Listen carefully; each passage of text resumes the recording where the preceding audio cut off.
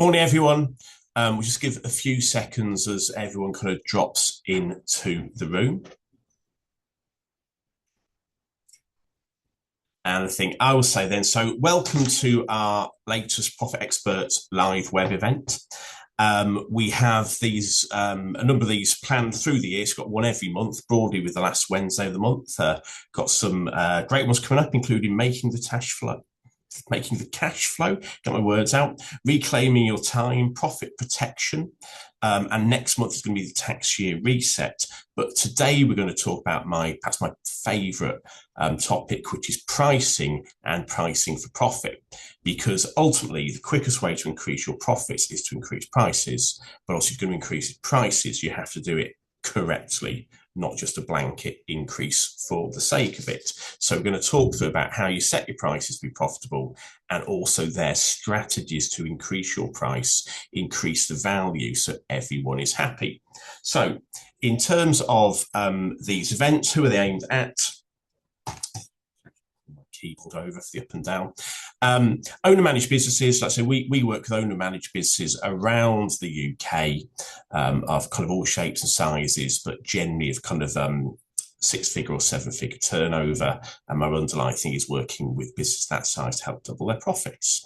It's for business owners who want more profit, better cash, less firefighting.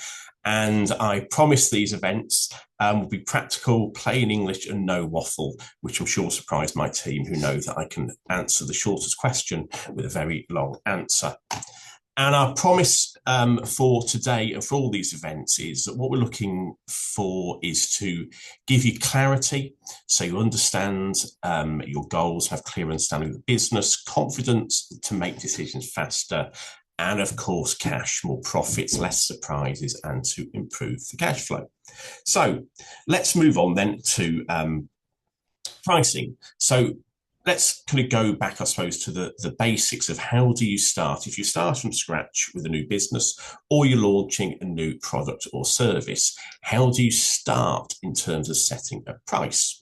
So 3 steps to an extent. And the first of one is you do need to understand your costs.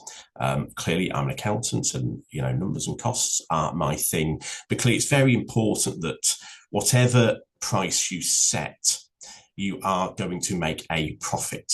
We'll come later to some strategies to increase the profits, but step 1 is we need to make profit. So I'm going to use a simple example here, or simple-ish, as simple as I can make it, which is, let's say you were selling t-shirts. And step 1 is understanding your variable costs per unit. So variable costs are the costs that you only incur the cost if you make a sale. So, for example, if you make and sell t-shirts, there'll be a cost of the fabric itself, cost of the ink, for example, to print, and a cost of manufacturing. And the idea with variable costs are that if you make and sell no t-shirts, these costs will be nothing. If you make 1 t-shirt, in my example, it costs £35. If you make 100 t-shirts, it'll be 3,500. 1,000, it'll be 35,000. And I won't stretch my math skills any further than that. But the point is they are variable and entirely dependent on the number of t-shirts you sell. On top of that, though, you will have some fixed costs. So costs that whether you sell 1 t-shirt or 1,000 are fixed, but we need to, in setting our price, ensure that we cover those as well. So the first way of doing that in the initial run of setting the price is actually look at those costs and split them per t-shirt. So if you have rent of £3,000, utilities cost of £1,000 and insurance of £1,000, clearly there'd be more, but I'm trying to keep it nice and simple. And you intend to sell 1,000 t-shirts this year, well, then you would split them or portion them per t-shirt. So your £3,000 of rent becomes £3 per t-shirt, and so on. And therefore, your fixed costs when you are aiming to sell 1,000 t-shirts are £5 per t-shirt. Now, those fixed costs are fixed. So, of course, in the long run, if you sell less t-shirts, that fixed cost per t-shirt is more. If you sell more, it comes down. But as a starter, we have this budget and we look at that and we say, okay, then. So if I sell my t-shirt for 50 quid, I'm going to make a gross profit per t-shirt of £15, and the gross profit is the sales price less the variable costs. And that gross profit there, £15, is 30%. And that's really, really important to understand that margin. If you are a service business, it'll be slightly harder because you are selling people and salaries are not quite as variable unless you are on an hourly rate. But that underlying thing of understanding your gross profit per sale, per t-shirt, per job, per project, or whatever it might be, is really important, that percentage, because that is the thing that will basically kind of it'll be 30% on every t-shirt you make. The fixed cost, then, if I take that into account based on 1,000 t-shirts, I'm going to make a net profit per unit after my fixed costs of £10. And what that's done is at least give me a starting point. And also it helps give me a bit of a break-even point as well, which is always good to know. So if I'm selling my t-shirts at £50, I know my gross profit is £15 per unit. I know my fixed cost of £10,000 for the year, and therefore I can work out how many t-shirts I have to firstly sell to break even. So if I've got £10,000 of fixed costs, I'm making £15 gross profit. That's kind of just over kind of 600 t-shirts I need to sell to break even. Beyond that, I'm making beyond that, I'm making profits on every t-shirt. But that's kind of step one, is understanding those costs. Step two then is I'd check out the competition a bit and just work out what other people are doing. I do not mean necessarily copy them, but have a look at what they're doing and understand. So, check their websites, look at the social media, perhaps even call them for a quote in some cases for things that might not put their prices on the website. But it's understanding what other people are doing, what they're pricing, therefore where you sit within that and where you're looking to sit.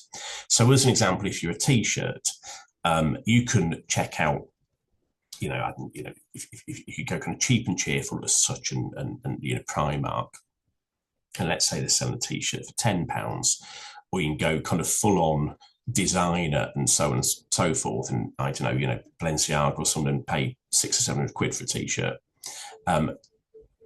Neither are right, neither are wrong. You work out where you sit in amongst that, and therefore where you kind of feel your pricing might be to be reasonable against the competition for what you are delivering. So I do that. I'd look at, pick say 10 of your competitors as such, people in the same market as you, do some research on them and look at, okay, they're priced at that. Why? What are they basing that upon? Are people paying that? And therefore, where do I see myself sitting in amongst the competition?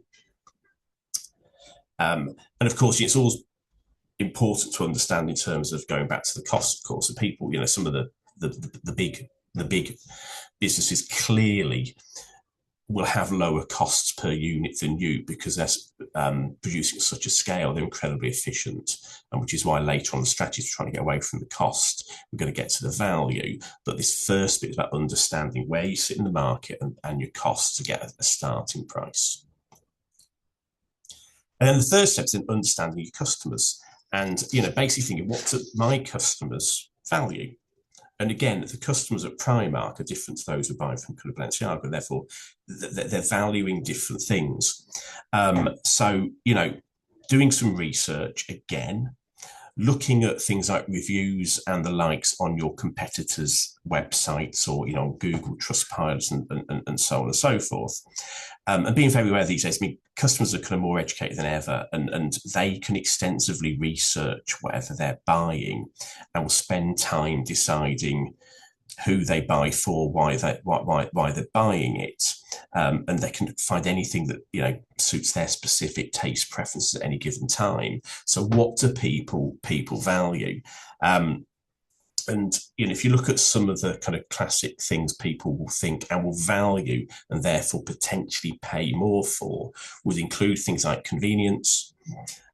So people pay more for next day delivery, late night opening hours, or convenient opening hours. Perhaps if you are a salon or something, people might pay more for, again, something outside the work time than they will 3 p.m. on a Tuesday. The brand itself, obviously people often choose branded goods over unbranded due to a quality perception, but it's not always. Sometimes it's quality. You know, there are some brands that are built on we are quality, that other brands are more about the next bit, the trends, looking at what is fashionable and trendy right now. And therefore, clearly, that's very important to some people. I mean, clothes, particularly on some of these, clearly, there's some people where an item of clothing is an item of clothing. You know, I need a t-shirt. Others, it's very much about the fashion, the trend. But then, of course, ethical considerations. You know, some people pay more for, say, sustainable products. Genuine quality, as opposed to a perception of quality, of course, has a value. If you're selling a professional service, qualifications, so, you know, it may or may not surprise you to know that anybody on here could set up as an accountant today. It's not a protected term, but of course, if you're picking an accountant, I would at least hope that you would look and check they've got the qualifications to prove they can genuinely do the job. Same for solicitors. You know, a solicitor is a perfect, you can't pretend to be a solicitor, or you can't legally pretend to be a solicitor, but simply looking at their qualifications. And also then a barrister, you might pay more for the barrister, which is seen as a higher level of qualification, and therefore that pushes the value up and the price up. And of course, luxury, the example on here, you know, hotel room, first class train ticket. So the key thing here is really then understanding your competition, what they're basing their price on, and understanding your customers, because clearly in the t-shirt market there are many different customers who are valuing different things, and therefore working out what is valuable, and therefore what, if when you're setting your price or you know, telling people about it and selling, is the bit of value you're kind of pushing to them. But always remembering that of understanding your costs, because without the costs and it adding up, it's nothing. So if you go through and decide, okay, they're going to take on Primark and sell t-shirts for a tenner, but it's costing you £15 of variable cost to make them, but it doesn't work, does it? And that's why it's very, very hard for any owner-managed business such to take on the big boys on cost or price alone. It's going to be more about the value. Cool. So that's like the starting point of kind of setting the price. So then let's go on to some of the kind of strategies. And how do I start it? Claire, that's going to run through 7 strategies. Now, the first one I want to pick on is not a long-term pricing strategy as such, but to have a loss leader. To be clear here, this is a loss leader. This is something to entice people in so they then buy your proper products at a proper price. It is not discounting. I'm not a fan of cheap and I don't like discounting. This is an article here from our Accelerator magazine 3 or 4 years ago now, I think, with a table on there which shows the impact of discounting. And I'll make the table a little bit bigger. And what this is showing, and I've highlighted kind of the effectively the t-shirts, that if you have a gross margin of 30%, which we did on our t-shirt, 50 per t-shirt, the gross profit was £15, 30%. If you discount by 10%, which is the left-hand column, you have to sell 50% more t-shirts to make the same profit. So if at £50, I'm selling 1,000 t-shirts, if I drop my price to £45, I have to sell 1,500 t-shirts to make the same total gross margin in terms of pounds and pence, which, you know, when it sounds like almost, you know, trust me, I have a maths degree, I'm an accountant, the maths are correct there, but when you first say it like that, sounds like a huge kind of swing, but it just shows the perils of actually discounting for the sake of discounting to make it a bit cheaper. But a loss leader is different. A loss leader is where you have something up front that is cheap but draws something in. I mean, this picture here clearly is a shop, and an American shop too, where there's something near the entrance for $1. Oh, I like the look of that, but then I come in and buy things at a proper price as well. You can clearly use this if you are selling online, your website, kind of e-commerce. For restaurants, a lovely team having a lovely meal in a lovely restaurant. But, you know, restaurants can use this. And a guy I've worked for a number of years, coaches predominantly hospitality businesses. His background in hospitality. And I know one of his things with almost everyone he works with restaurant-wise, his starting point is about, basically 20, it's a £20 note he uses to basically to give it to a customer and say, use that to, buy your main course. But the underlying thing is, if you give an offer on the main course, and it could be 50% off or whatever it might be, you've got somebody in and buying who will then have, say, a starter, might have dessert, particularly hopefully have, some drink, because drink is where the money's really made in a restaurant, on the bottles of wine and so on and so forth. So you've cleverly lured them in by a cheap main course to get the rest of the expenditure. And also, of course, if you deliver an excellent meal, they'll come again and pay full price next time. So a loss leader is a strategy to bring a customer in who will then buy your full price products. Next one is tiered pricing, and as the name suggests, it's having different tiers of pricing, but having options so that a customer comes in, and if they're going to buy something, they have options, and they have options generally to buy something that might be bigger or have more to it, because the hardest thing is to get the customer to buy once they're buying from you, to get them to buy, and choose the obvious one in front of me, like a larger coffee is kind of really useful, and usually you'll make more money on the larger coffee.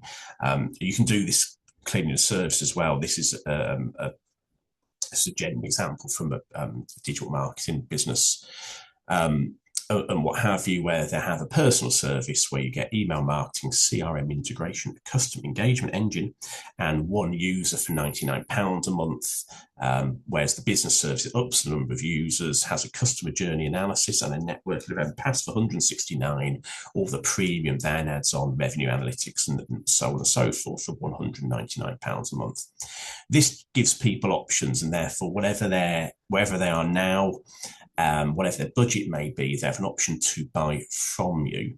And if they start with a personal, they might move upwards as they go along.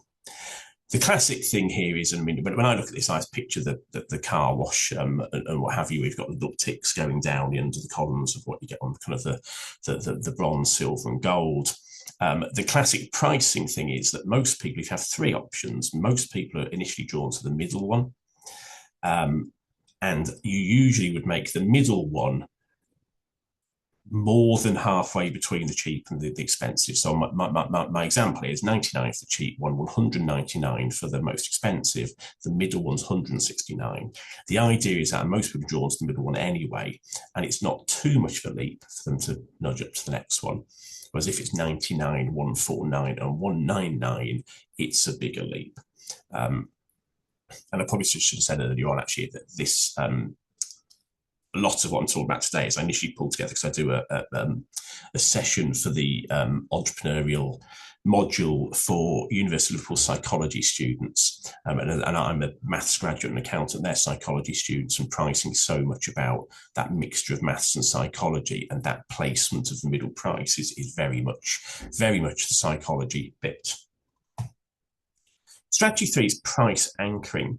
Now, price anchoring is where you put an idea in people's head of what the price might be, to then allow your price to appear perhaps cheaper than they expected.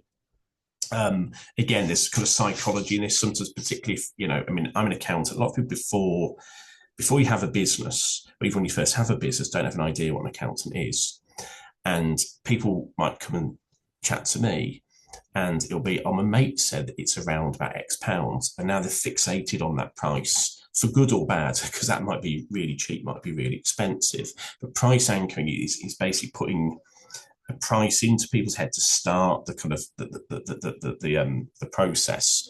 And I use this kind of simple example here that clearly is kind of is used is, if there's a 60-inch TV. If you see a 55-inch TV for £1,000, you might think that's expensive. I mean, they're very simple numbers, clearly. But if it's sitting next to a 60-inch one that's £2,000, the 55-inch one now seems a bargain, because your immediate sense, well, it's half the price, it's only 5 inches less. We'll have the 55-inch one. And that's kind of price anchoring. There was one of my kind of favourite books on this sort of thing. A guy called Dan Ariely from Saying It Right did a few tests on these, but the first is back to that CRM thing. Sorry, CRM, the digital marketing thing is, if you show your prospect the premium service first, some people say yes. But if they don't, you then show them the others. These now seem cheap. Whereas if you start at the 99 and move up, it feels like it's getting more expensive. And one of the things that Dan Ariely did was look at this in a lot of think about putting that idea in someone's head. And he did, one of his studies was, he had 100 students, presumably, because it makes the percentages nice. It's a bottle of wine, and here's me with a couple of nice bottles of wine at a couple of events recently where I am indeed drop dead gorgeous and the governor. But what he simply did was, in the first class, he had a bottle of wine at the front. And wine's a good example because generally to see it, we don't know whether that's a good bottle of wine or a cheap bottle of wine. Unless you're a genuine expert and recognise it immediately, we don't really know. So he just had a bottle of wine and said, okay, I'm going to sell this bottle of wine. What would you offer me for it? And clearly got quite a wide range of offers. Some people say, oh, it's in the States, so $5, some people might say $50, some might be saying more, but of course, people didn't know. He then did the same with another class, same bottle of wine, and said, how much would you offer me for this $100 bottle of wine? And of course, because everyone, therefore, has got the anchor of its $100 bottle of wine, people are offering, clearly no one offered more than 100, but people are offering like 80, 90, 100, and therefore, nobody's offering $5 anymore. And that's what price anchoring is broadly about. And with that, you can play with that a bit more. And this is price anchoring and a decoy. And this was the same guy, Dan Ariely, at MIT, the University of the States, picked up this one as well. The Economist magazine had an advert, and it was I've flipped ahead a slide there and given a bit of the answer away, but let's not worry too much. There were three options. You could buy a web-only subscription for $59, print only for $125, or print and web for also for $125. And you thought, that's a bit hard, because what's the point of the print only one? So what he did was he presented it to his class of, again, 100 students and said, okay, then, which would you buy? And 16 people bought the $59 one, and 84 bought or committed to as such buying the print and web one for $125. Because clearly that print and web one is really good value because, print's $125 and getting web as well. He then presented it without the print only. So your only options are web only at $59 or print web at $125. At that time, 68 people went web only and only 32 bought the print and web. Because if you take the middle one out, it's a big leap up to get to print and web. It doesn't look like the bargain anymore. And that's where it became apparent why that print only one existed. Because A, it's put an anchor in, and B, it's a bit of a decoy. So if you actually run that through in cash, when he presented three options, effectively made sales of $11,000, two only made $8,000. And that's, a lovely version of price anchoring. Okay. But again, it's just being clear over the your kind of cost and everything on that, and so I've messed up the variable costings coming at the bottom of that. So that was my mistake on the slide. Strategy 4, captive product pricing. No mistake on this slide. It's a picture. So captive product pricing is where you have something you sell up front effectively to then get subscription afterwards. So this could be printer and print cartridges, razors, where if you go to Tesco's, often it's almost cheaper to buy a razor with 3 blades than it is to buy 3 blades. And Nespresso use this for a number of years, particularly with business subscriptions, where you can actually have a free coffee machine if you committed to the subscription for the coffee pods. I mean, clearly, if you've got a business and lots of people can buy a lot of coffee pods, and therefore, they could give you the machine because I want the subscription, which is going to make me a lot of money for a long time going forwards. Freemium pricing, this is where you have a free version of what you do with the idea to get people trying it to then upgrade afterwards. So Spotify, two elements on Spotify. This is clearly from the picture of posted was from 2 or 3 years ago. But the first bit of their freemium is that you can try it for 2 months for free. with the idea being hopefully you'll like it and then you'll switch on this sort of 10.99 a month plan after that. The other one, and this is incredibly common across lots of softwares and the likes as well, similarly with lots of kind of television streaming services, might be a free bit up front. And then the other one, which Spotify, many of the tele streaming services, many softwares might have a free plan that you can use forever, but a paid plan is a better version and takes out adverts. This one allows you to download and so on and so forth. Because if they've got you in enjoying the basic thing and you start to get sick of adverts or whatever it might be, you can pay a bit more to have the non-advert version or the better version. So that's what freemium is, where you give somebody a free version to get them trying it, to then hopefully upgrade as such to the paid version. And yeah, that can be used against kind of many things. That does include services as well, where there's something free and there might be initial consultation or downloads and the like you give free just to get people kind of using you in some way or another before moving on to a paid version of whatever you do. We then have premium products. Now, premium products are one of my favourites. You can argue slightly like tiered pricing, but this is, again, having a high value or premium version of your products. It could be bigger, better, quicker.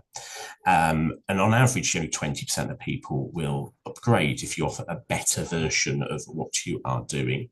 And when I do say premium, I don't mean something expensive for the sake of it. I mean, like first class, so more value, more convenience, more access, more luxury, less hassle. And the goal is to give your customers a genuinely better option so that the conversation gets away from being, how cheap can it be, to which one do I want and do I want to upgrade? And the easiest way to kind of build a premium service or premium version is to pick two or three of the kind of the main levers that make people want the better one. And they can be things like speed, so quicker turnaround, priority booking, faster delivery, access, if you are, for example, a service, more direct access to you or to high-level people in your team, support between sessions if you're offering a service, might be priority responses. The experience, something that's more luxurious, that's calmer, more personal, something that's more memorable, done for you, again, particularly around the service where you do the heavy lifting, so rather than advise, you do. So the customer doesn't have to think, just gets it done. Guarantees and confidence, reassurance, warranties, fixed outcomes, and then any kind of upgrades, those add-ons actually matter, not random freebies. And the idea with many of these is that the value to the customer is high, and therefore the price could be high, but the additional cost is not high to you. So clearly from this picture that's been sitting there for a while now, I'm going to talk about the trains.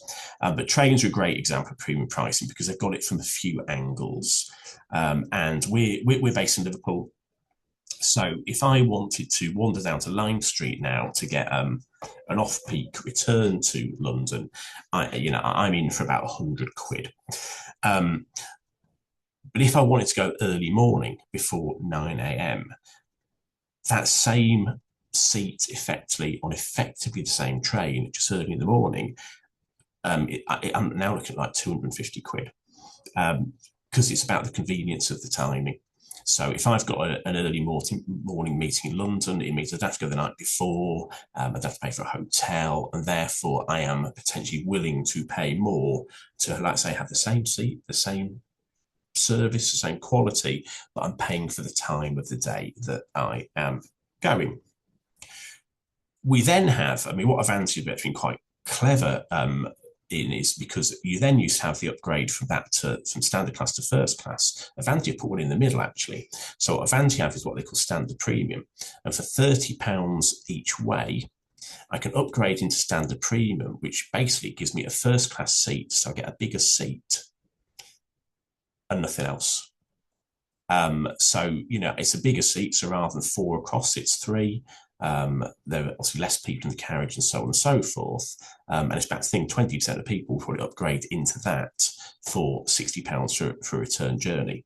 And I must be, that's actually my favourite these days, and because I might look like a agile young lad, but I suffer a bit with my back, and actually that larger seat is hugely makes a big difference to me these days as I get old, and also the bigger table and what have you means that if I'm certainly if I'm going with work, I can do some work on my laptop.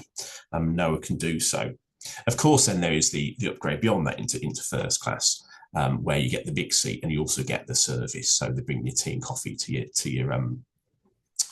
your seat. You get a nice little brekkie on the way down. There's wine and beer on the way back and a bit of food. And you're in for like 450 quid or more for that return.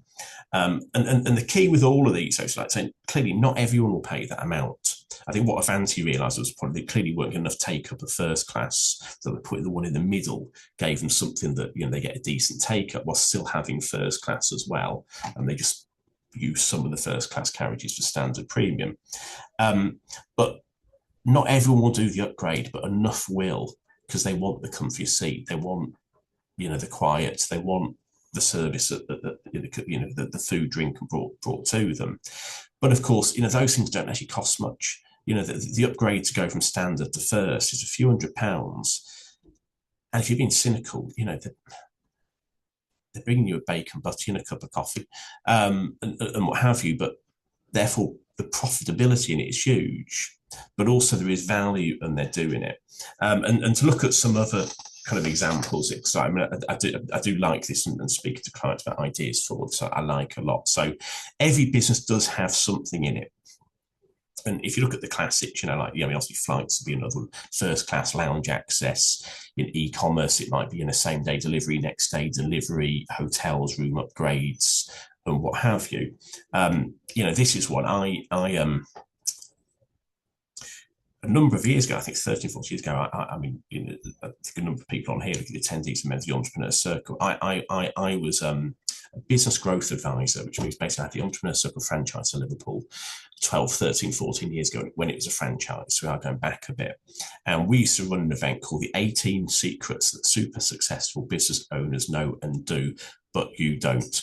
And premium products is a big one. And the example we picked way back then, because it was still quite a new thing, was the $20 million piece of rope. And very simply, this is theme park and fast pass to skip the queues. And Universal were the first ones to bring one of these in, I believe. And now everywhere you go, there'll be a fast pass. But that is your classic example, because a lot of people will happily pay a decent chunk of money to skip the queue, because they will have a more memorable day out. They'll get to go on more rides, and that therefore has a value. And at Universal, when they first brought it in, it was $60. They would sell a maximum of 1,000 per day, because if they sell more than that, suddenly the fast queue's the slow queue, because there's more people in it. But it was $60, 1,000 a day. It's open broadly every day of the year, which if you add that through, it's $60,000 a day, so over $20 million a year of additional income. They're basically whacking up some ropes for additional queues. So that's a lovely premium product. And and as I mentioned, the Entrepreneur Circle, and I said that there are a lot of people on here who are not Entrepreneur Circle members, but a number are as well. So I'm just going to use them because they've clearly got this to a T across everything, because they have different levels of membership. So you can be a standard member, master plan, inner circle, mastermind, and they're selling different things at each level, but they're higher tiers. One of the things is access to Nigel, who runs it. I am in their mastermind, which means I get a certain amount of Nigel's time on a regular basis. Also, when you go down to their HQ, they run courses downstairs while masterminds go on upstairs in the suite. And I was there last week, and I used this on a couple of LinkedIn posts last week, is that I popped downstairs. Someone I knew was on the courses, popped down, and they feed you very well. There's some lovely food on offer. There's kind of prawns. There's different prawns with rice, a number of bits and bobs, can't remember exactly what it was. Whereas upstairs, our menu was the one at the bottom right.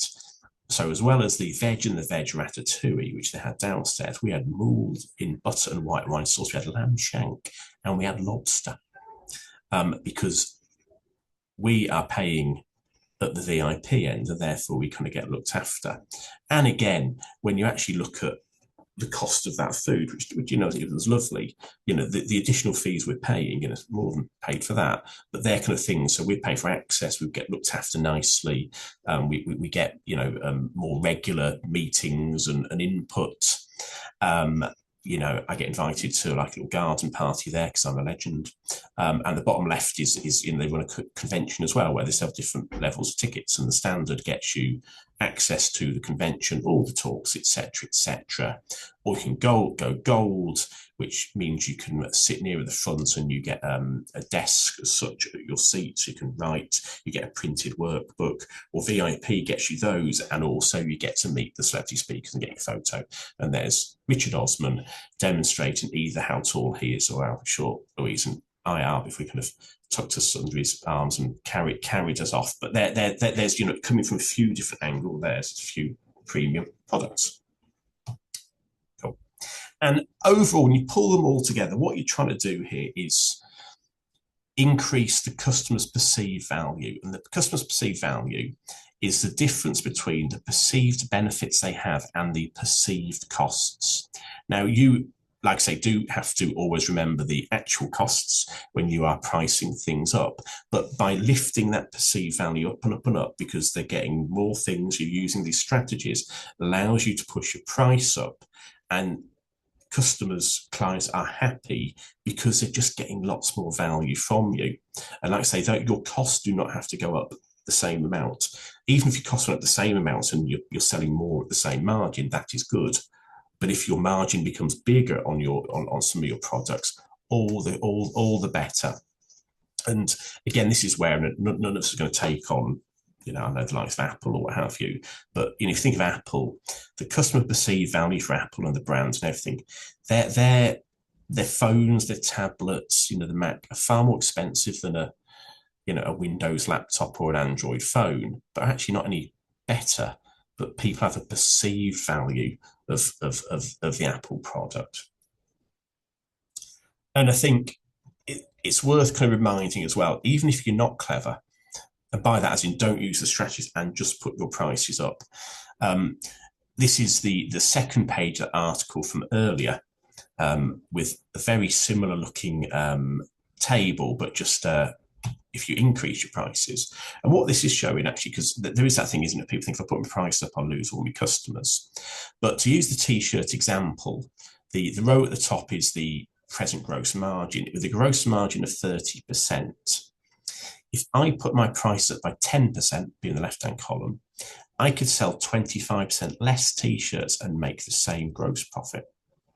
So i.e., rather sell 1,000 t-shirts at 50 quid, if I sold 750 t-shirts at 55 pounds, 10% increase, sorry. So 750 t-shirts at 55 pounds, I would make the same gross margin. It's that old kind of thing, isn't it? People say, if I doubled my prices, I'd lose half my customers. And, you know, I know it's slightly blasé answer to say, well, good. Because if you had half as many people paying you twice as much, your sales figure's the same, but you've had half the cost or done half the work. So there is, you know, without using the strategies, just a price increase of even just, you know, a few percent. Because, you know, if you are doing a good job, providing a good service and so on and so forth, a good product, it might be you just do a 10% increase overnight, and that all goes straight to your bottom line, which is why pricing is the quickest way to improve your profits. So really then it kind of falls saying kind of which one will you use, and what kind of I'm happy to do, and you could argue this is a freemium in play, is, you know, if you'd like, I'm happy to kind of book a short kind of call, like 45 minutes or so, which you can do using this calendar link to have a chat to you about your pricing and what strategies might be applicable to you. We'll leave this QR code. I'll go up the next. There's another slide as such, but the QR code will say in the corner. But if anyone would like to do that, please do so. And also, Gareth will send out an email after the event just with the link as well, if that is something that is useful. But aside from that, I'm going to, I said it's 45 minutes, more 42. So that's good. There was no waffle, clearly. So really then just open it up to questions, and I might rely on my trusty sidekick. I can see there's a question.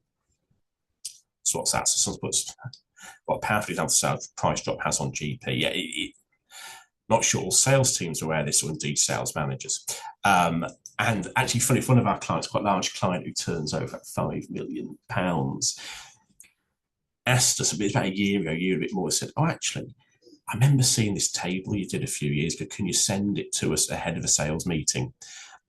So I write a weekly newsletter, 10:30 every Thursday. So it did give me a genuine reason to reshare that table, because I think, when I was first shown that many years ago, accountancy 101 as such, the first you think, and you get your calculator and do it, and it clearly, it is correct. I've got another one about putting the price up without losing loads of customers. Yeah, well, I suppose if I go perhaps back to, if I can go up to there again, because about putting the price up without losing loads of customers. Well, the thing is, and again, I'm not being blasé. It's actually the best result is to put the price up and lose no customers, and rather than lose some. But the point is, you can afford to lose some.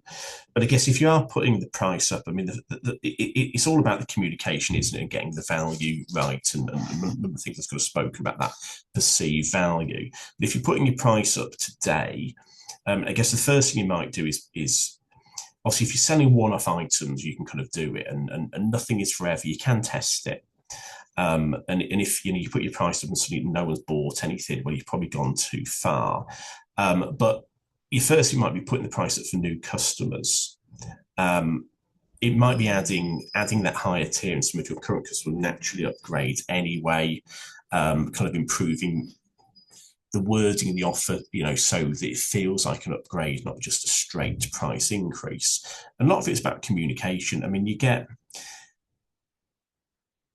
your classics, I suppose, and by the classics, they're simple, and in some ways you could say not very good, but clearly they work, and therefore I'm not going to write them off. You whatever you might subscribe to, whether that is your phone, Sky TV, your energy and what have you, they'll write to you on an annual basis, and in simple terms, they're saying that it's going up. Crack on, the price will change from the 1st of January. Some will put a few reasons. It might be about the cost. I generally don't like using the cost as the reason unless it's a cost you are directly passing on.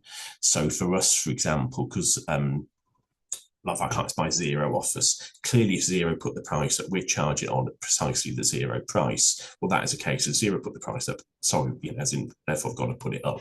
But generally, I wouldn't say I'm putting my price up because, my rent's gone up or whatever it might be, and that I'd rather communicate it as actually, whether it's purely inflation, which is a perfectly valid thing, or there is a value to what we're doing. We tweak what we do slightly, and therefore the price is going up because you'll be getting more stuff. But basically, it's all in the communication. Just thinking about making it something that people therefore understand, and of course, if it's value, all the better. So is it better to do one large price increase every few years or gradual increases every year? I think personally, gradually every year. I think I had a client a couple of years ago that they said to me, and I'm the FD, so I do see everything, and we see all the invoices coming in. And one of their suppliers said our price is going up, and it was like 11% or what have you. Now, actually, funny for at the time, that was pretty much inflation just after COVID. But anyway, we haven't put it up for a couple of years. It's going up by 11%. It was the double digit that made my client go, that's just disgusting. Now, I did actually put it in context and say we do pay them £19 a month, so it's becoming like 21. In the grand scheme of things, it's not a huge amount of subscription. But fundamentally, if they had done, for argument's sake, 5% 2 years running rather than nothing for 2 years and then 10, it kind of had that in the mind. So I would generally lean towards the gradually every year, and whether that's inflation or for other reasons. And I think if you are selling a product, you do get a chance to, I don't mean play, but experiment a little bit. But yeah, that would be my one for that one. So